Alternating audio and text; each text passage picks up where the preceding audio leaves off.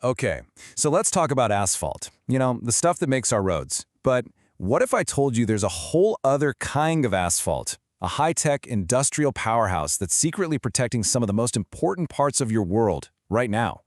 Well, today we're going to dive into the secret life of super asphalt.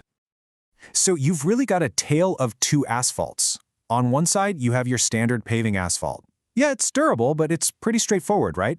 But then you have its mysterious, way more interesting cousin, oxidized asphalt.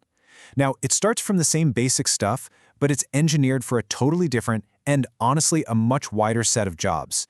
And that's really where our story begins. So what exactly is this stuff? Well, it all starts with bitumen. That's just the technical name for that sticky black goo that holds regular asphalt together. But oxidized asphalt is what you get when you transform that bitumen into something special. The key words here are rubbery and highly resistant. We're talking about a material that's been fundamentally changed into something way more robust. Oh, and people also call it blown bitumen, which, well, that's a perfect clue as to how it's made.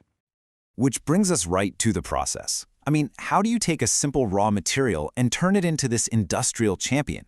Well, it all happens in a process that sounds like it's straight out of a blacksmith shop.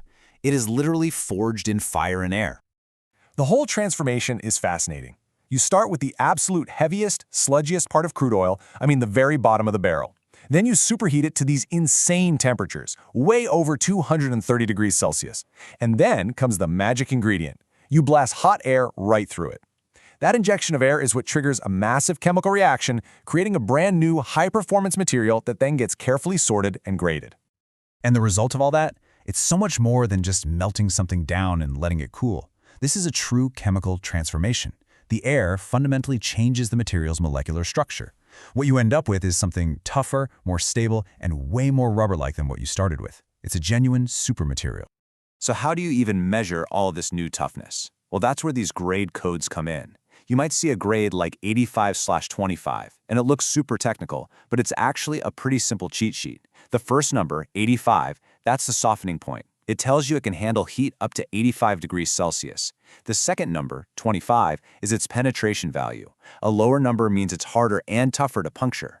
So these grades are basically a precise language for performance. Okay, so we've got this incredible, custom-engineered material. But if it's not on our roads, where in the world is it? Well, it turns out it's been hiding in plain sight all along, doing some of the most critical jobs you can possibly imagine. Let's pull back the curtain and see where this unsung hero is at work. And this is where it all clicks into place. Remember that awesome water resistance? That's in the shingles and membranes on your roof, keeping your house bone dry. That incredible toughness? It's used as a protective coating for massive oil and gas pipelines to stop them from corroding. It even insulates electrical parts and helps make your car quieter by dampening sound and vibrations. It is the ultimate unseen protector. You know, that really says it all, doesn't it?